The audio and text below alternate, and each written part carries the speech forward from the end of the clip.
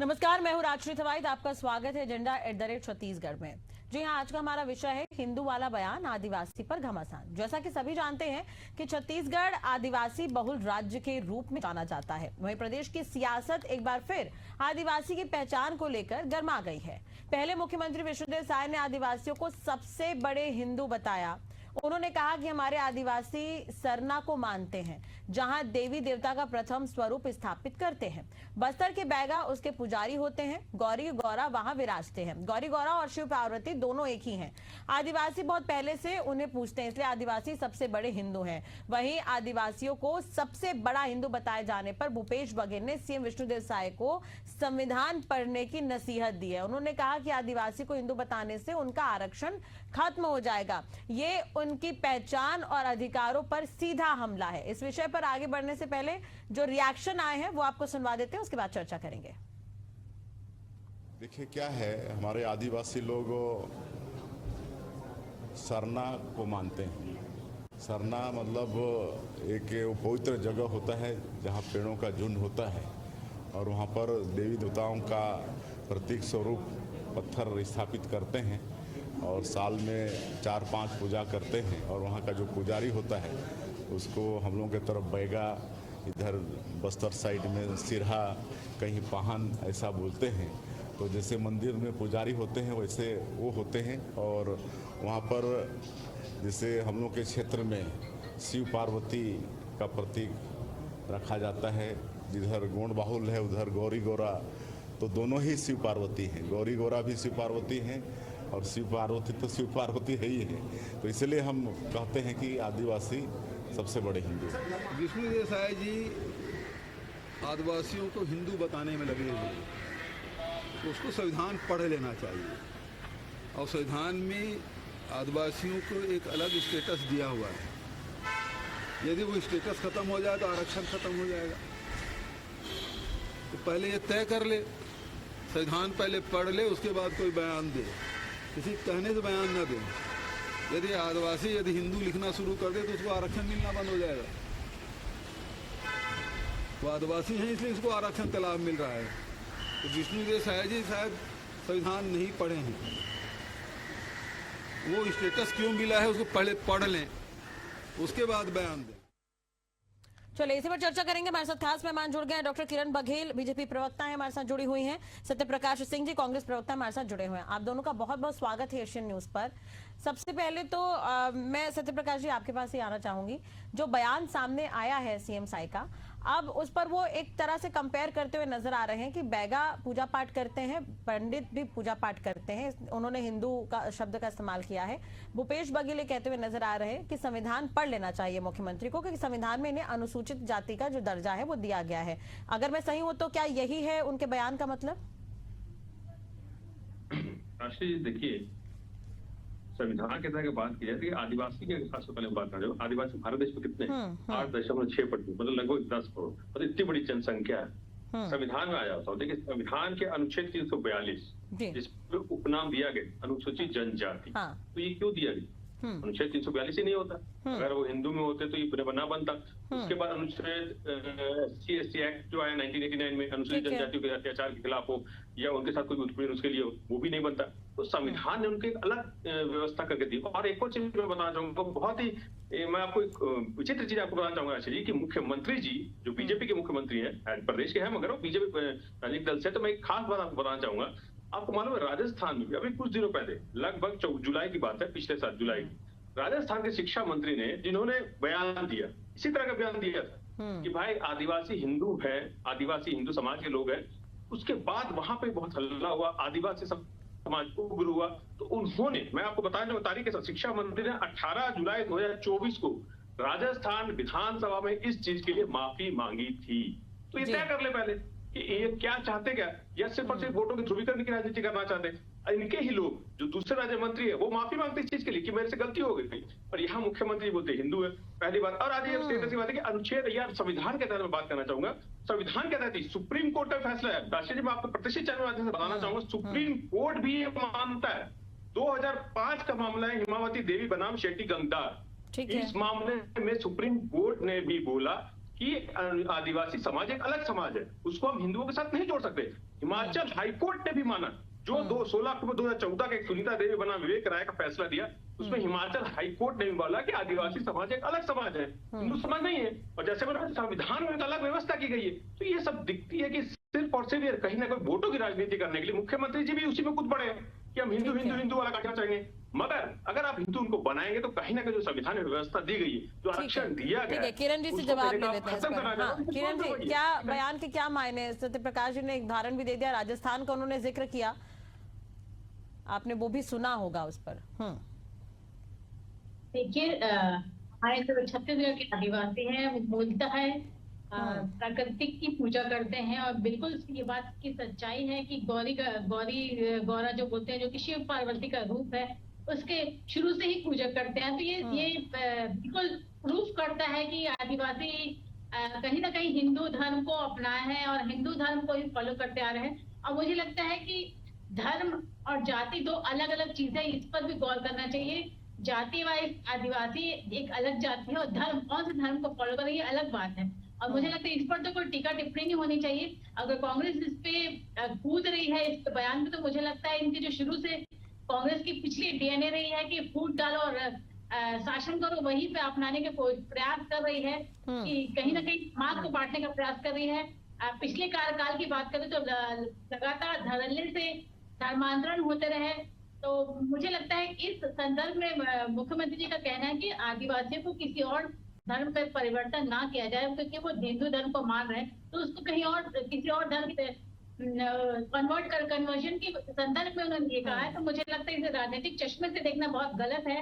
और मैं ये कह रहे हैं कि वोट कार्ड खेल रहे हैं इसके जरिए।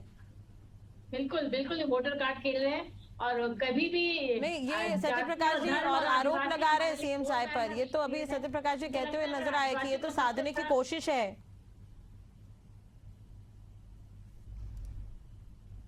ये तो जाति को साधने की कोशिश है, ये कह रहे हैं। हाँ, अभी आपने सुना होगा। अभी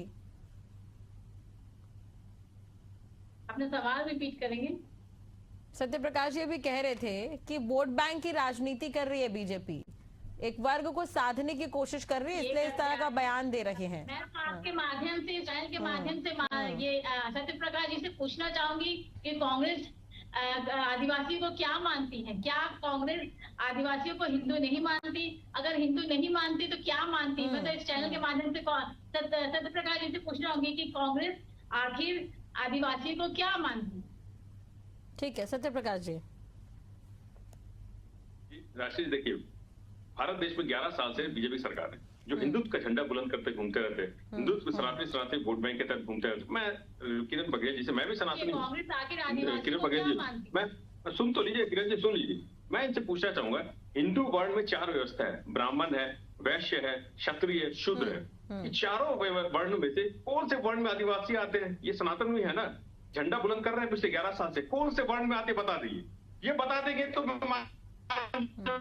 आदिवासी बता देंगे वर्ण में आदिवासी आते हैं। यही मैं पूछना चाह रहा हूँ, इसी समझ में आता है कि आप क्या करना चाहते हैं। और आज ये देखिए, अभी मुख्यमंत्री जी का मैं बयान सुना था अपने चैनल पे, वो बोल रहे हैं कि आदिवासी सरना धर्म को मानते हैं। राष्ट्रीय जी, एक और चीज मैं बताना चाहूंगा, झारखंड आदिवासी बहुल प्रदेश हमारे जैसे, वहां पे मुख्यमंत्री जो है वो विधानसभा से आते हैं, उन्होंने एक बिल वहां पे पास करा है विधानसभा में, सरना आदिवासी धर्म कोड बिल, जो आज भी केंद्र सरकार से अटका हुआ है। हाँ। और वहां पे मुख्यमंत्री जी ने खास तौर से बोला कि मैं एक आदिवासी हूँ, मैं प्रकृति की पूजा करता हूँ, हमारा आदिवासी समाज प्रकृति की पूजा करते हैं। हर आदिवासी समाज बोलेगा कि हम जल जंगल जमीन इसकी पूजा करते हैं, हमारा व्यवस्था अलग है, हमारे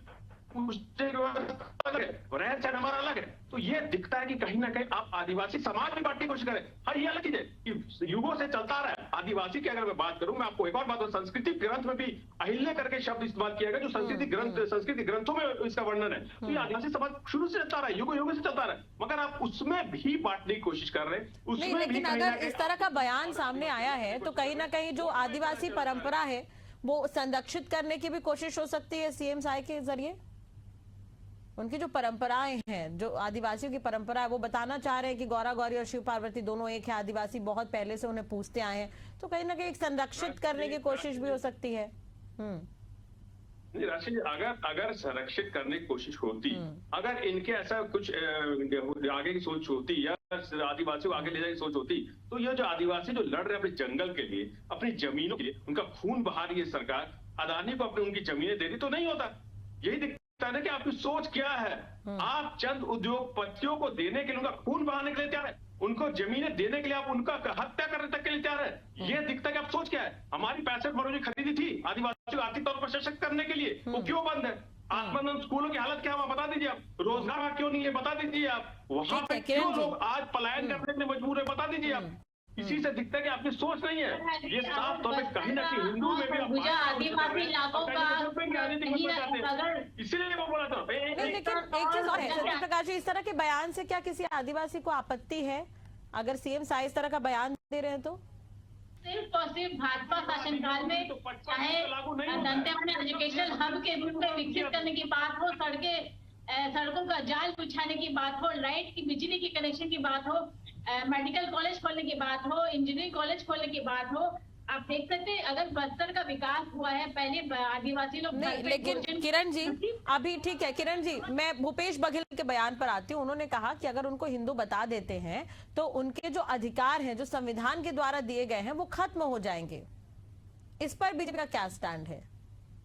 देखिए बिल्कुल नहीं होगा। मैंने कहा ना राशि जी, धर्म और जाति दो अलग अलग चीज है। उदाहरण देना चाहूंगी कि इनके पूर्व मुख्यमंत्री थे वो जाति से आदिवासी थे, लेकिन उन्होंने कृष्ण धर्म अपनाया था। तो धर्म और इनका कहीं आरक्षण कहीं नहीं छीना गया। तो धर्म और जाति दो अलग अलग चीज है। इसे राजनीति का चश्मे से देखना और अमली जामा पहनाना तो वो तो जाति प्रमाण पत्र के लिए बहुत समय तक कोर्ट कचहरी के चक्कर भी काटते रहे वो।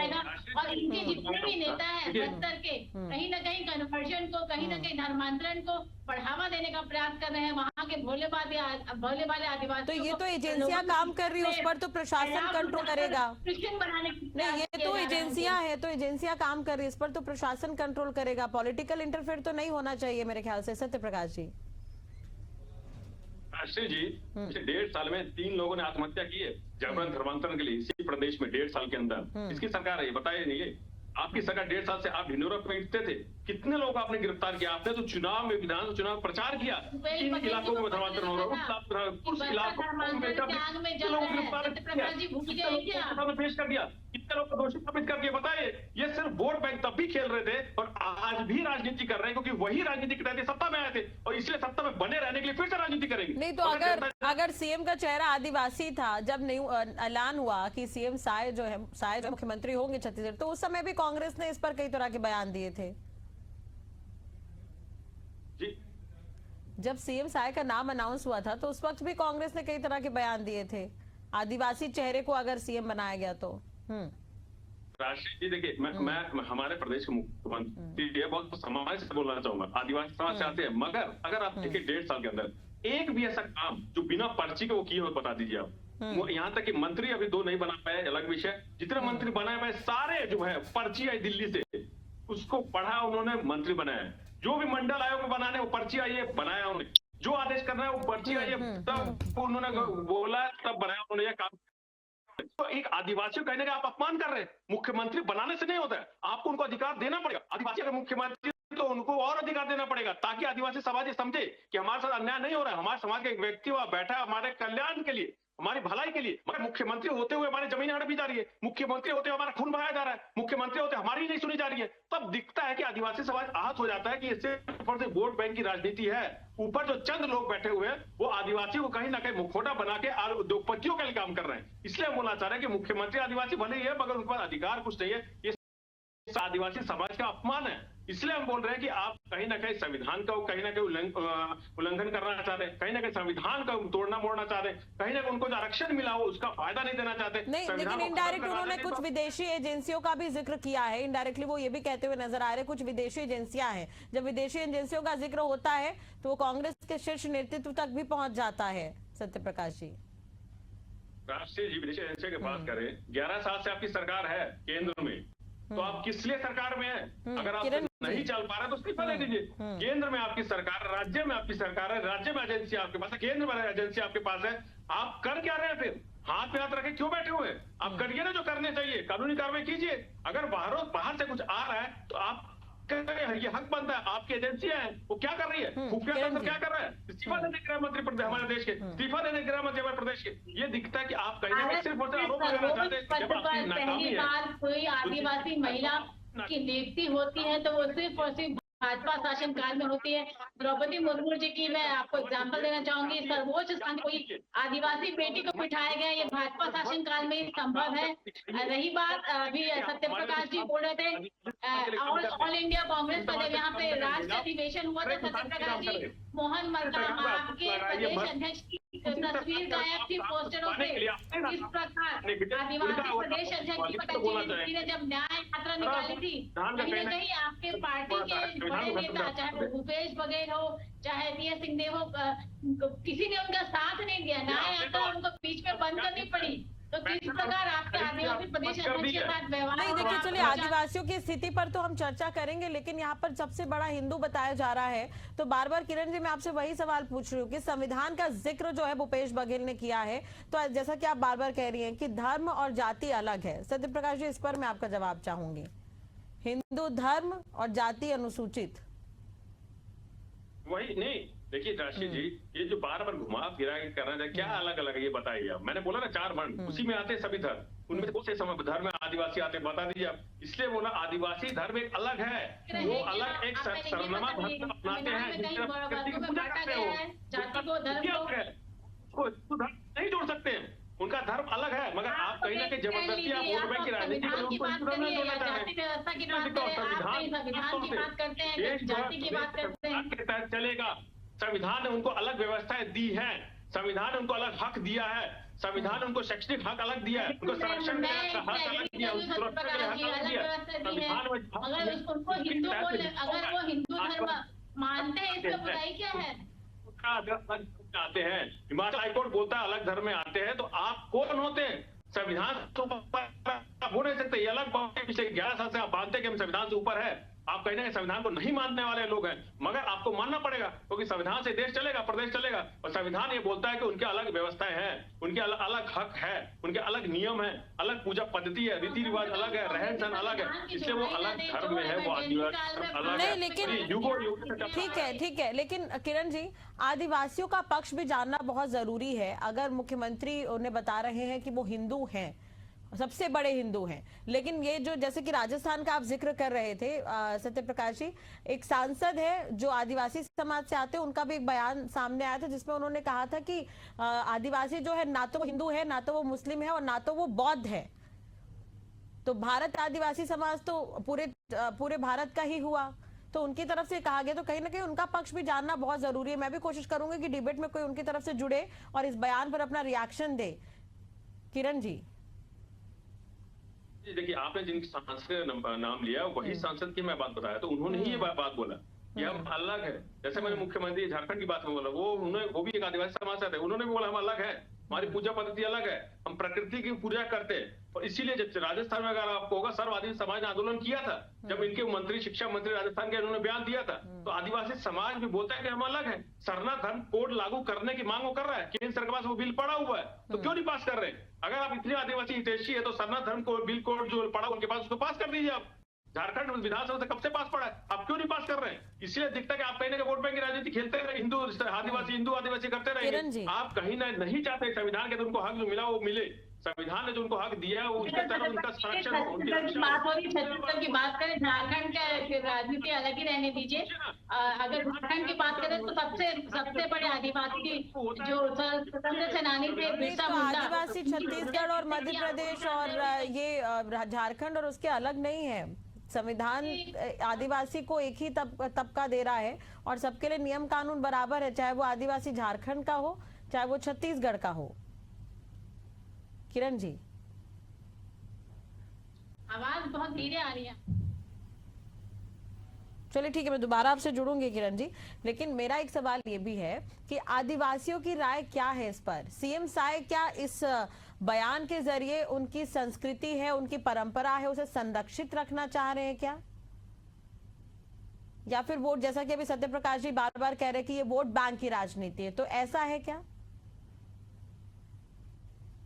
मुझसे है जी किरण जी, आप तक आवाज नहीं पहुंच पा रही। राजीव जी, आदिवासी कौन से जाति कौन से धर्म के ये मुख्य एजेंडा नहीं है भारतीय जनता पार्टी के लिए। भारतीय जनता पार्टी के लिए सबसे बड़ा जो एजेंडा है विकास का है, जो लगातार पिछले 15 साल में रमन सिंह की सरकार ने किया।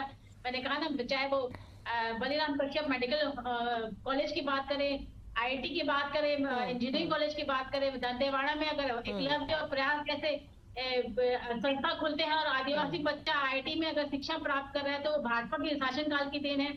नमक के नाम पे आदिवासियों का शोषण हुआ करता था, आज भरपेट भोजन खा के आदिवासी सो रहा है। स्व सहायता समूह की बात करें तो, और अबूझमाड़ जैसे इलाके में मोबाइल टावर और बिजली पहुंचाने का काम हमारे भाजपा शासनकाल ने किया। तो मुझे लगता है मेन एजेंडा भाजपा का विकास है, आदिवासियों का विकास है, ना कि राजनीति करना या वोट बैंक की राजनीति करती है भाजपा। जो 5 साल की सरकार के बाद प्रकार बस्तर और सरगुजा से कांग्रेस का सुपड़ा साफ हुआ, इसके बाद भी कांग्रेस सबक नहीं ले रही है। मुझे लगता है आदिवासी जनता ने भाजपा के ऊपर पूर्ण विश्वास जताया है, कहीं ना कहीं उन्होंने विकास को हाथ अपनाया और विकास पर भरोसा जताया। तो मुझे लगता है भाजपा का जो टैगलाइन है सबका साथ सबका विकास, उसी मूल एजेंडे पे, उसी मूल मंत्र पे काम कर रही है।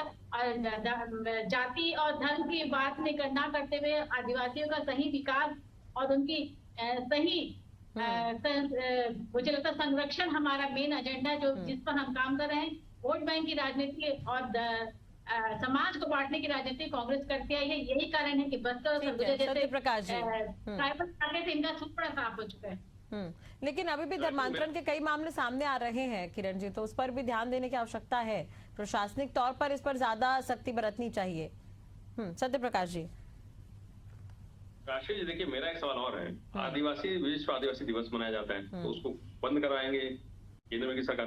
बिरसा मुंडा आदिवासी समाज के सबसे बड़े भगवान बोलते हैं, उनको क्या बोलेंगे बता दीजिए? हिंदू बोलेंगे या आज भी उनको आदिवासी समाज के गुरु बोला जाता है या भगवान बोला जाता है कि नहीं बोला जाता? ये बीजेपी के लोग भी बोलते हैं। ठीक है, अर्जुन मुंडा की तस्वीर हम सबने देखी है, उनका ट्वीट उठा के देखिए। बिरसा मुंडा भगवान, आदिवासी समाज को भगवान है, उनका ट्वीट हर किसी ने देखा। मैं भी दिखा देता हूँ आपको।